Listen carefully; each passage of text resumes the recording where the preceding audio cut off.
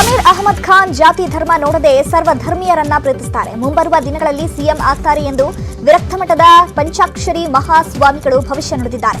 ಬೆಳಗಾವಿ ಜಿಲ್ಲೆಯ ಯಕ್ಕುಂಡಿಯ ದಿಲಾವರ್ ದರ್ಗಾದಲ್ಲಿ ಮಾತನಾಡಿದ ಅವರು ಜಮೀರ್ ಅಹಮದ್ ಖಾನ್ ಮುಂದೆ ಸಿಎಂ ಆಗ್ತಾರೆ ಅಂತ ಹೇಳಿದರು. ನಮ್ಮ ಭಾಗದ ಜನಪ್ರಿಯ ಶಾಸಕರು ಮಂತೇಶ್ ಕೌಜಲರವರು ಭಾಗ ಶಾಸಕರಾದರೆ ನಮ್ಮ ರಾಜ್ಯದ ಜನಪ್ರಿಯ ಶಾಸಕರು ಮಾಜಿ ಮಂತ್ರಿಗಳು ಮುಂದೆ ಸಿಎಂ ಆಗಲು